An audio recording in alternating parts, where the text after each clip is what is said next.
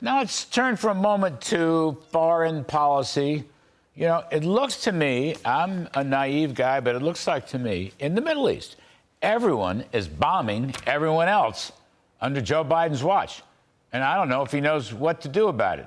Joining us now, General Keith Kellogg, former National Security Advisor in the Trump administration and AFPI Center for American Security co-chair, and Kash Patel, former Deputy Director of National Intelligence and Chief of Staff of the Defense Department, author of Government Gangsters. Kash, it's like when we were talking on the radio last weekend, everybody's bombing everybody else. Now, I don't know, it doesn't seem to bother people. But it kind of bothers me. I mean, Iran's bombing Pakistan. Pakistan's bombing Iran. The Houthis are bombing the United States desperately. Iran is bombing Iraq. And, of course, the Israel-Hamas war continues. And it's weird. I mean, we have sound, I guess. The Biden administration acknowledges this, but they don't do anything about it.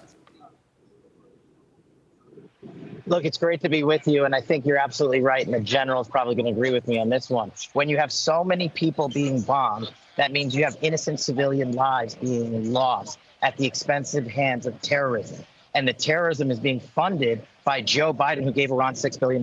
Remember, this is Iran flush with cash, paying its mercenary forces, Hezbollah, Hamas, and the Houthis, and Joe Biden treating them with kid gloves, and they are dictating to us what to do on the national stage. And everybody, like Pakistan and Iran, former allies, are bombing each other, and we're losing innocent civilians and children. And the question you have to ask, Larry, is where are they getting all of these armaments? Where are they getting all of these munitions? And they are getting it from the CCP, Russia, and namely the #1 state sponsor of terror, Iran, because Joe Biden treats them like rebels and not terrorists. And that's not what we did in the Trump administration. We prioritized this national.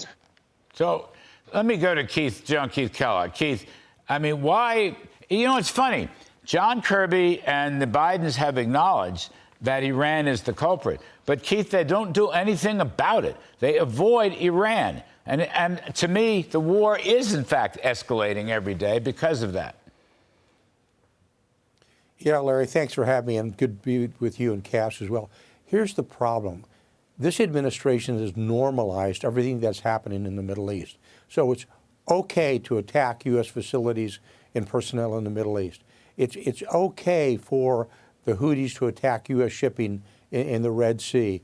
It's okay for allies like Italy and Spain and France not to join Prosperity Guardian to protect shipping in the Red Sea. They've gone their own way. It's okay for China to broker a deal between Iran and Saudi Arabia to conduct peace operations. You know, this is the whole problem. They just kind of ignored it and walked past the graveyard, whistling past the graveyard. Here's the problem, Larry. They're going to have to come up with some solution, a comprehensive plan to address the Middle East, and they have to go, as Kash mentioned, they've got to figure out how to handle it with Iran, because Iran is the state sponsor.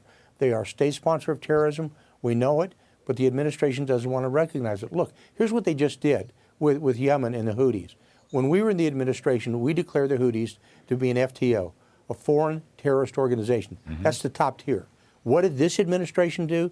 They just the other day designated them as an SDGT, a specially designated terrorist group. That is a step under an FTO. It's almost like they're pulling their punches. But that's just what they're doing.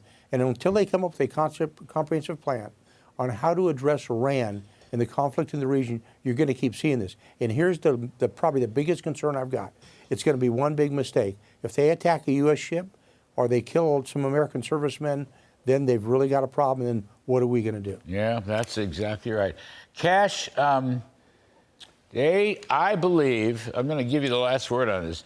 I believe the Biden group still thinks they can make a deal, a nuclear deal with Iran. And, you know, Iran will come to their senses and be integrated into the Middle East. I mean, that dumb idea started with Obama, runs right through the Biden administration with the same people now who are running foreign policy. And, Kash, I think that's their view. You're absolutely right. Look, we in the Donald Trump administration in general is correct, treated terrorists as terrorists. And when you remove the sanctioning authority of the United States, the terrorists get money, they get arms, and they bomb us. And 2 U.S. Navy sailors are dead in the Red Sea because you have a Secretary of Defense mailing it in from his bedside table. That is not how you defend a nation. And on top of that, you have to take out the #1 enemy in the world, which is Iran. And what does Joe Biden do? He sits there and tells his Defense Department to tell the world, hey, the Houthis can decide when they stop the bombing. The terrorists get to decide when the war starts, not the United States. Incredible. That's the difference. All right, gentlemen. We'll see you more on this topic because it's not going away.